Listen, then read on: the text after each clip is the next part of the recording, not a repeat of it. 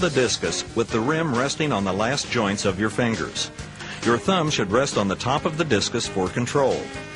The grip can vary. Some will grip with the fingers spread fairly evenly, while others will have the index finger and the adjacent finger held close together. In the power position, your rear foot supports your weight and is placed in the middle of the ring at a 45-degree angle. The toe of the front foot is in line with the heel of the rear foot. Your stance is a little wider than shoulder width apart. Hold your right arm high and as far back as possible. Your left arm should come across the body. Flex your rear leg, keeping your head in natural alignment. The preliminary swing helps you overcome inertia and develops the rhythm of the throw. Give your body maximum range of motion and swing the discus as far back as possible. Supinate your hand slightly at the end of the backswing. Use your legs and hips to generate force, while your throwing arm acts as a whip. Your leg action is forward, rotational, and upward. The throwing arm drags behind your body. It should remain straight and move through the largest radius possible. Turn your left side foot and knee counterclockwise. Move your right leg around the other vigorously. It should continue to move until you get to the center of the circle. Jump turn off the weak side leg as the right leg moves to the middle of the circle. Your body will be at maximum torque position with the discus at its highest point. As your right foot lands in the middle of the circle, it continues to turn. Your left foot lands immediately after it in the front of the ring. At the release, the path of the discus must be parallel to the path of your body. Only when this happens will the speed of your body complement the speed of your throwing arm.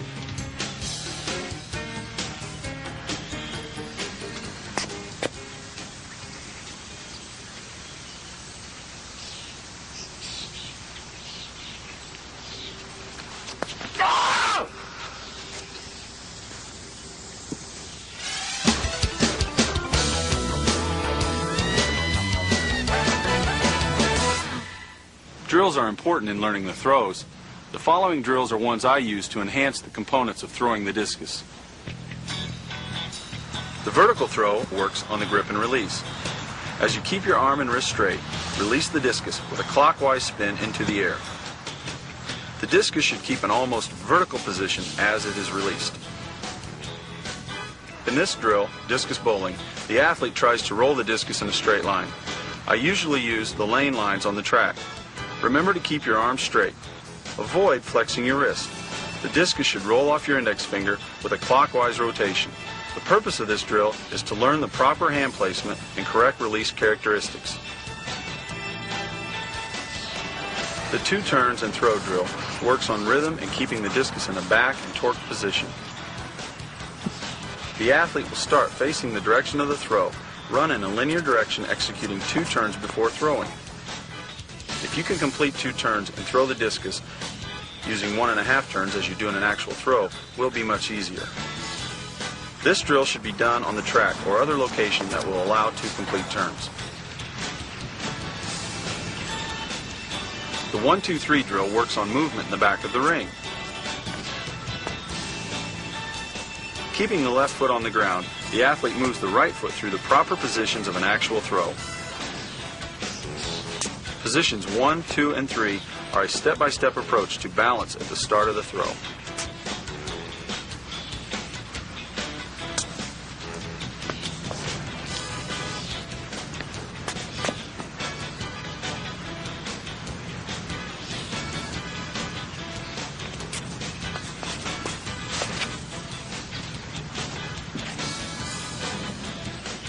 In the pivot drill, the athlete must be concentrated over the pivot leg.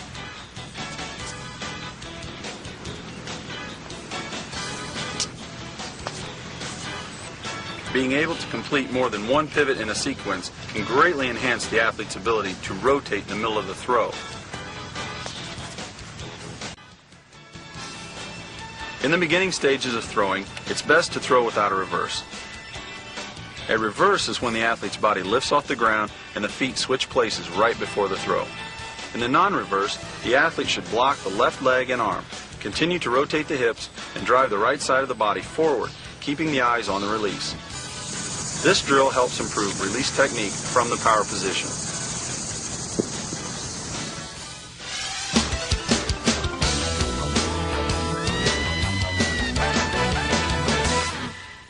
Technique in the discus is crucial. Being off can mean a disastrous throw. The emotional state of the athlete should be aggressive, but in a controlled manner.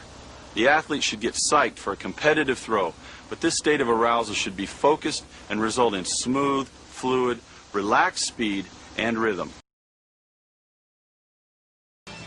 In the beginning stages of throwing, it's best to throw without a reverse. In the non-reverse, the athlete should block the left leg and arm. The discus is crucial. Being off can mean a disastrous throw. Get psyched for a competitive throw, but this state of arousal should be focused and result in smooth.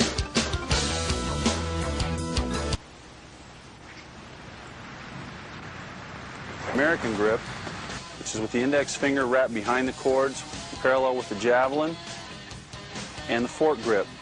The javelin, choose one of the grips.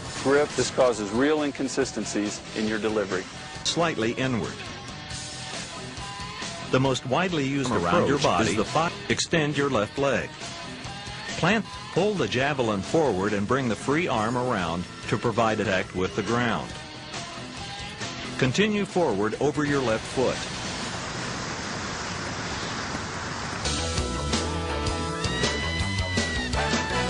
My athlete here at Indiana University.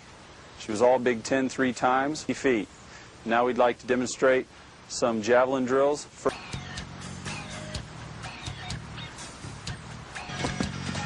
We use this drill, popping the hips forward to lead to causing as much separation between the front leg, in this case the left leg. We usually would do somewhere 2 to 3 sets. This is the line drill, working on, can be done on the track or along the side, anywhere where there is. Then progress into a jog with the same positions of the javelin in relationship to the javelin and the body. As much comfortable feel for the athlete with the javelin in their hand as possible. Right arm straight, left arm up. Trying to separate the throwing arm from the left hip. Initially, for a beginning thrower, I would suggest the jog. This drill, very elite throwers will still do it as a warm-up, 10 to 15 meters, 3 to 5 times. The athlete can add more and more speed to this drill. Javelin, simulating the drawback phase in a real throw. This is a hurdle drill. Bring her right leg up and the left leg coming through and down. She's not trying to jump over the hurdles as much.